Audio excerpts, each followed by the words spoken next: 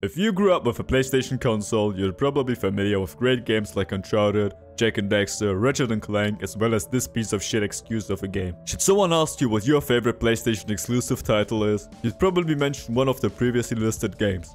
The last thing you would mention is most likely Killzone, right? But what happened to one of Sony's best-selling titles? Whenever I stumbled upon the game cover in local media shops, I always felt weirdly intrigued by the ominous-looking character on the cover art. It looked so cool and interesting. You wanted to try it out. Overall, Killzone was indeed popular back in the days when it was released. The first game in the series called Killzone was released for the PlayStation 2 in November 2004, and it garnered significant attention as a major exclusive title for the console. But what was so special about Killzone? The game was highly anticipated, mainly due to its impressive graphics and immersive gameplay. The visuals were considered cutting edge for its time, and the developers at Guerrilla Games were praised for the technical achievements on the PlayStation 2 hardware.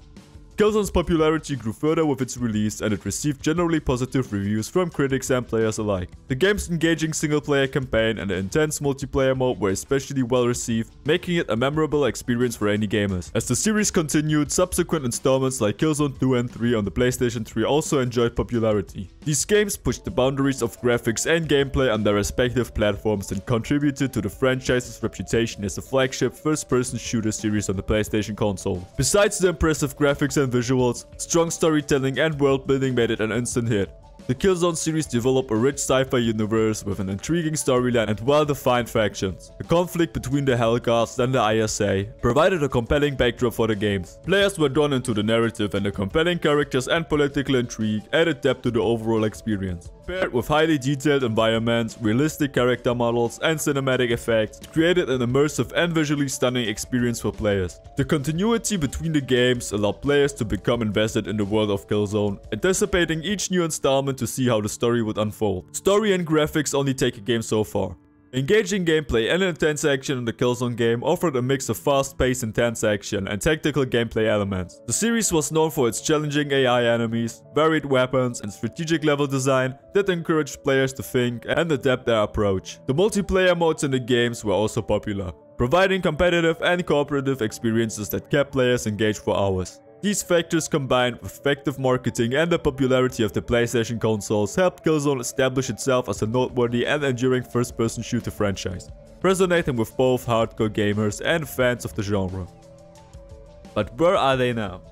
First of all, let's hear it from our sponsor, Raid Shadow. 10 years ago, they released the final Killzone game for the PS4 and PS Vita. So, what's next? After giving up on the popular and successful Killzone series, Guerrilla Games went quiet for 4 years and suddenly released a game called Horizon Zero Dawn, which became an instant hit. After that, 2 more Horizon games were released for the PlayStation 5 and PSVR. The game received widespread critical acclaim for various aspects, including its captivating open-world setting, unique and well-developed storyline, engaging protagonists, and innovative gameplay mechanics.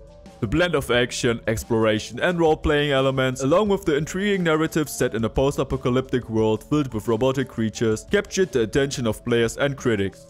Does this mean there'll never be a Killzone game again? The answer is maybe. Fortunately, I'm not the only one with this question.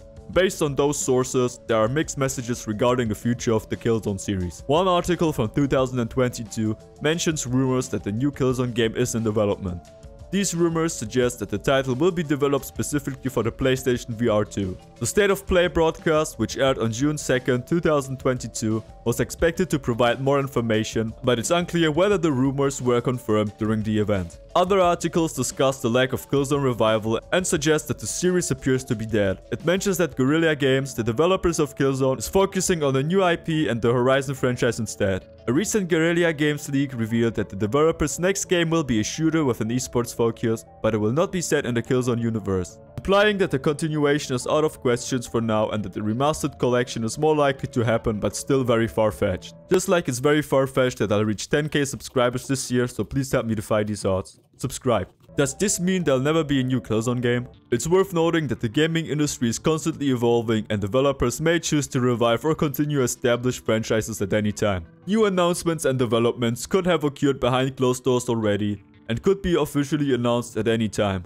With the rumored release of the PlayStation 5 Pro around 2024, a remastered version with improved graphics and haptic feedback could elevate the feeling of the immersive Killzone world to the next level. I'm pretty sure that the re-release of those games would be a smart choice. It will not only bring joy to the hardcore fans, but also introduce a plethora of new and younger players to a once critically acclaimed domain.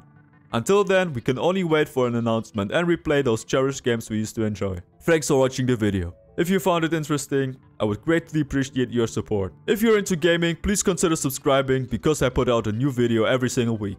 Feel free to tell me your favorite game in the comments down below and share the video with a friend. Until then, see ya!